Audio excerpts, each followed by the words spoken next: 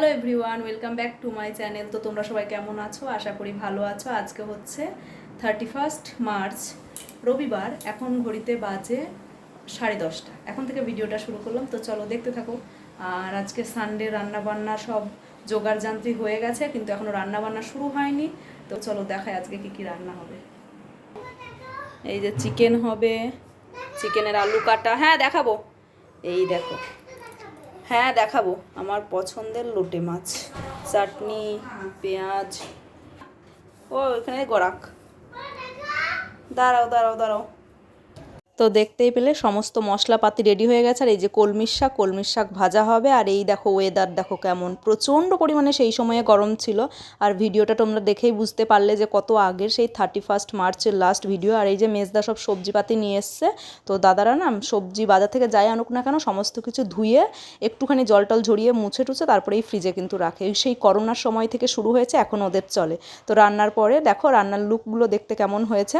তো এটা কলমির শাক ভাজা, আর ওদিকে তো তোমার লোটে মাছটা দেখালাম। আমার খুব পছন্দের লোটে মাছ, কিন্তু আমি বালুরঘাটে মোটেই পাই না। বালুরঘাটের লোটে মাছ একদমই আসে না। ওই এক আধ দিনও মানে বললে ভুল হবে, সে আসে না। আর এই যে দেখো চিকেন রান্না খুব সুন্দর খেতে হয়েছিল, টেস্ট হয়েছিল। আর তার সাথে ছিল চাটনিটাও খুব সুন্দর হয়েছিল।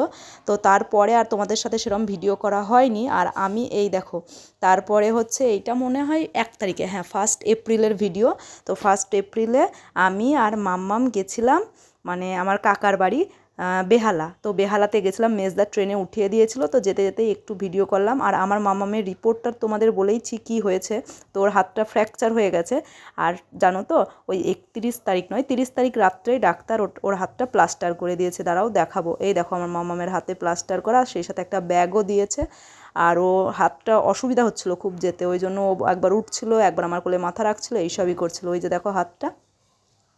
আর দীর্ঘ 5 বছর পর আমি গেলাম। এখানেই আমার স্কুল 11-12, এখানেই কলেজ, মানে 11 থেকে আমি পড়া শুরু করেছি। তারপরে বাকিটা আমার এখানটাতেই। তো অনেক দিন পর গেলাম। আসলে কাকা কাকিমার সাথে দেখাই হয় বাড়ি যখন যাই তখন, তো তার জন্য আর যাওয়া হয় না। তো এবারে ভাবলাম চলো, অনেক দিন যখন টাইম আছে হাতে, আর মামামের হাতটা প্লাস্টার করা হলো, এখন তো বালুরঘাটে যেতেও পারবো না, কেন কি গিয়ে না নাচ হবে না স্কুল হবে, কিছুই হবে না। তো ভাবলাম চলো ঘুরে আসাই যাক, অনেক দিন যাওয়াও হয়নি। আর এই যে কাকিমার বাড়ি চলে এসে এই দেখো পাশের বাড়ি জেঠিমার অ্যাসবেস্টের উপরে দেখো কীরকম হনুমানগুলো এসছে। খুব হনুমানগুলো ডিস্টার্ব করে। ওখানে টাওয়ার আছে, এই টাওয়ারেই থাকে। আর এতদিন কোনো ভিডিও করতে পারিনি, কেন কি তোমরা জানো যে আমি কেন ভিডিও করতে পারি না। কোথাও গেলে তো আমার ভিডিও করতে একটুখানি মানে কেমন একটা ফিল হয়, ওই জন্যই ভিডিও করা হয়নি। তো চলো আজকের মতো এটুকুই। তোমরা সবাই খুব ভালো থেকো, সুস্থ থেকো। আর এবার থেকে ভেবেছি যে তোমাদের ডেইলি ব্লগ আবার দেব। আর এই যে দেখো আমার বোনের নয়, পাশের বাড়ির বোন আর আমার বোন দুজনে মিলেই বিড়ালদের খুব ভালোবাসে। তো ওদেরই বিড়ালগুলো খেতে দেয় ওরা দুজনেই। তো আমার কাকাও দেয় সেই সাথে কিন্তু বিড়ালকে খাবারই। দেখো 2টো বাচ্চা হয়েছে, কেমন দুষ্টামি করছে ওরা। আর ওদের নখ কেটে দেয় পাশের বাড়ির বোনটা, মানে খুব ভালোবাসে। আর এই যে বাড়ি এসেছে প্রচন্ড গরম, আমি ঘেমে গেছি এর লাগে। আর আমি আমার কাকার বাড়ি থেকে চলে এসেছি 12ই এপ্রিল। তো আজকে হচ্ছে 13 এপ্রিল। তো আসার আগের দিন আমার মাম্মামের বায়না ছিল যে বিরিয়ানি খাবে, তো ওই বিরিয়ানি খাচ্ছে। তাই ওকে বলছিলাম একটুখানি বল কি খাচ্ছিস না খাচ্ছিস, তো সে কিছুতেই বলবে না। আর এই দেখো আমরা মাঝেরহাট স্টেশনে চলে এসেছি। মাঝেরহাট স্টেশন থেকেই ট্রেন ধরে বিরাটি স্টেশনে এসে তারপরে চলে এসেছি। আর আমার কাকাই দিতে এসেছিলো আমাদের মাঝেরহাট স্টেশনে, ট্রেনে উঠিয়ে দিয়ে তারপরে আমরা চলে এসেছিলাম। তো চলো বাই বাই।